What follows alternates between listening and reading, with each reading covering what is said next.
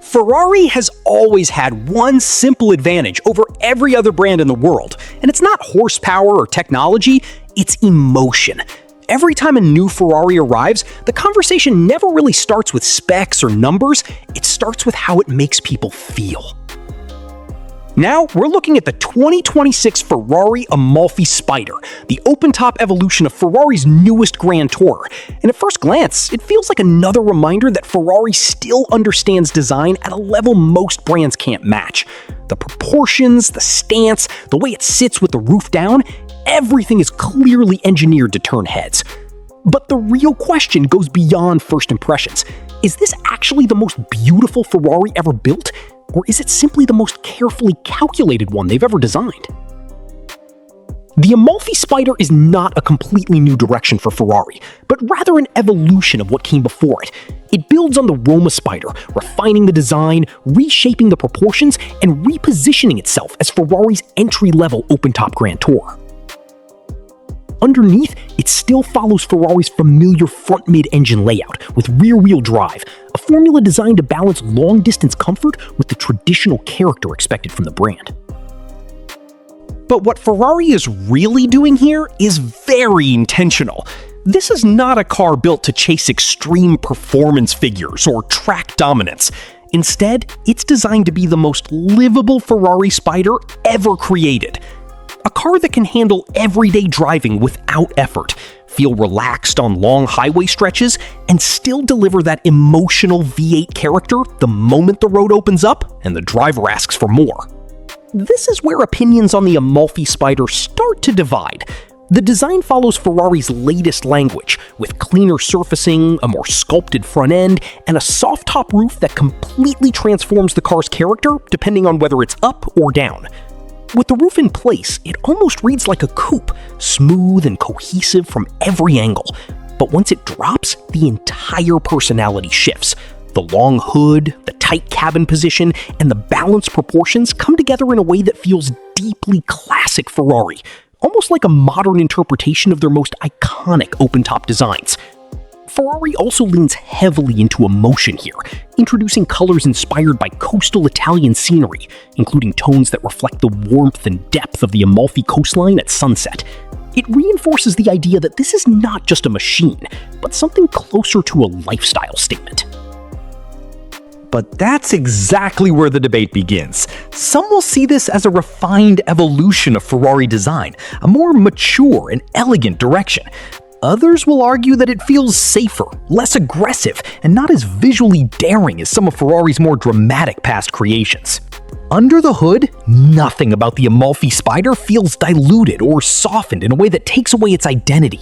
It still carries Ferrari's well-known 3.9-liter twin-turbo V8, producing around 640 horsepower, which immediately places it in proper supercar territory no matter how you look at it. Performance figures remain seriously strong, with 0 to 100 kilometers per hour coming in at roughly 3.3 seconds and a top speed that extends beyond 320 kilometers per hour, meaning that when the road opens up, this car still behaves exactly like a Ferrari should. But the real difference isn't in how fast it is, it's in how that power is delivered. This engine is clearly tuned with a broader purpose in mind, focusing more on flexibility and everyday usability rather than pure aggression at all costs. Throttle response at lower speeds feels smoother, the car is easier to manage in normal driving conditions, and the overall experience is noticeably less raw compared to Ferrari's more track-focused models. And that leads to the key takeaway. This is no longer a stripped-down extreme performance machine built only for intensity. This is a Ferrari that still delivers emotion and speed, but in a way that you can actually live with on a daily basis. The soft top is one of the defining features of the Amalfi Spider, and it plays a much bigger role than just convenience.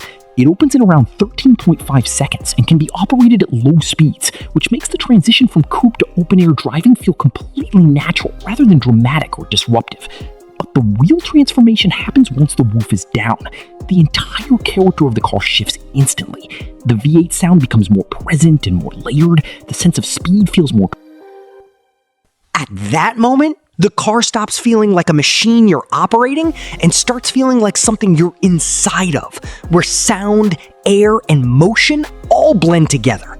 And that's where Ferrari's intent becomes very clear. This isn't just about building a convertible supercar. It's about creating a specific atmosphere where the experience matters just as much as the performance underneath it. But it's not perfect. For some purists, this direction may feel like Ferrari is becoming too polished, too refined, and too comfortable compared to what the brand traditionally represented.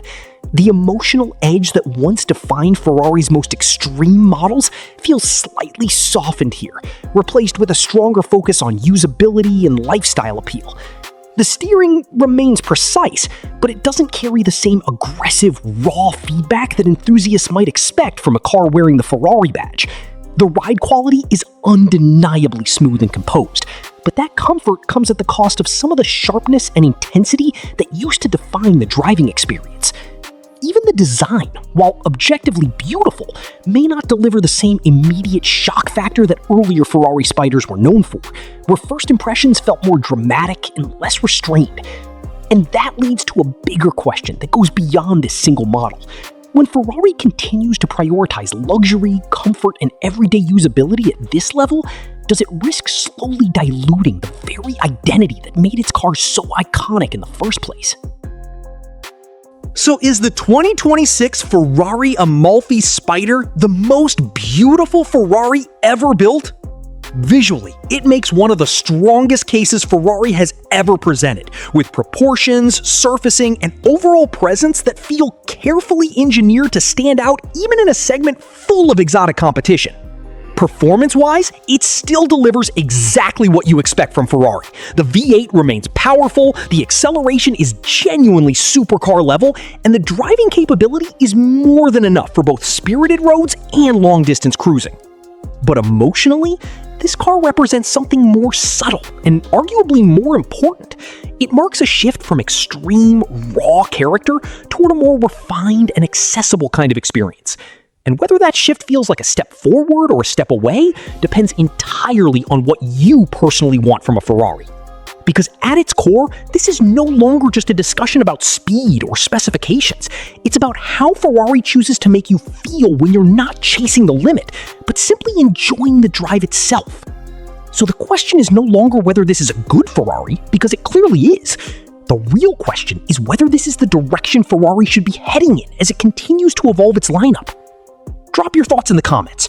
And if you want real, no BS reviews that go beyond the hype and actually break down what matters, make sure to subscribe. Thank you for watching. This is Car Today Reviews.